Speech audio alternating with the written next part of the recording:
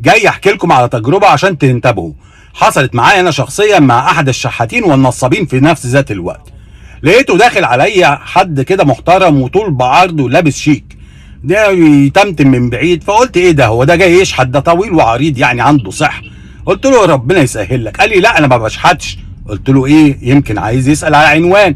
قال لي بعد اذنك، ولقيته راح مقرب لي الموبايل اللي في ايده بيوريني صوره، بيقول لي انا بلم لواحد مصاب حادثه اليمه. فببص على الصوره لقيت فعلا واحد متدشمل على الاخر، ربنا يحفظكم، والدم بقى من كل حته في وشه، وعينه دي ورمه وبتاع، وشه يعني كانه دخل في قطر.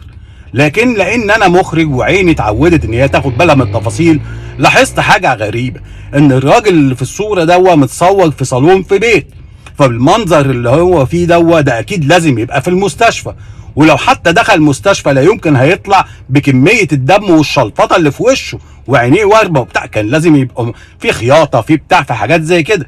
فقلت اركز في الصوره، ابص في الصوره الاقيه هو نفس الشخص، ابص للشخص وابص للصوره هو نفس الشخص. ركزت شويتين، اتاريه اللي عامله دوا ميك اب. عارفين الميك اب اللي بيتعمل في الافلام وفي المسلسلات؟ الجو ده انا اكيد عارفه وانتوا اكيد شفتوه كتير، حاجه تبقى شبه الواقعيه. رحت باصص له وقلت له الله، ده انت يا عم الحاج اللي في الصوره، امال فين الحاجات اللي في الوش؟ انت وشك لحق يخف، مين اللي بتلمله؟ لقيته راح مربوك قال لي لا لا لا، اصل ده اخويا التوأم. قلت له اخوك التوأم؟ طب وانتم مصورينه في الصالون ليه؟ مش هو المفروض كان يبقى الصوره دي في الاسعاف ولا في المستشفى؟ قال لي يا استاذ ما هو اصله مع اصله. قلت له اصله ايه؟ وريني كده الصوره. لسه بشد منه الموبايل لقيته بيقول مش عايز منك حاجه، وطلع يرجي يعدي الناحيه الثانيه. يعدي الناحيه الثانيه الاقي ايه؟ واحد قاعد مستنيه في عربيه وركب العربيه ومشي. انا كان نفسي امسكه وافرج عليه الشارع واعمل معاه فيديو واصوره. هي وصلت لكده يا ولاد اللعيبه؟ لا دي جامده يا جماعه، ده عامل ميك اب فعلا لاي حد يشوفه يعتقد ان هو فعلا بيلم لحد عامل حادثه جامده.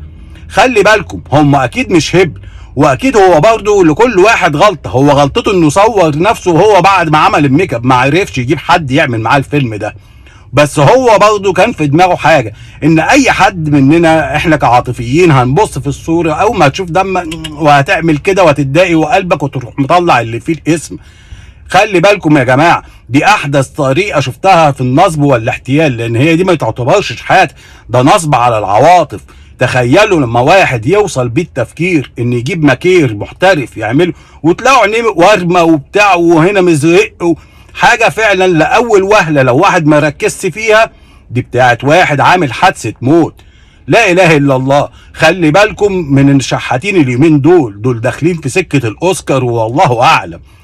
ربنا يلطف بيا وبيكم ويحفظنا وما نقعش مع الناس النصابين، علشان ما نبقاش في النهايه بنساعدهم ان يكملوا نصب على غيرنا. سلام عليكم، تتمسوا بالعافيه.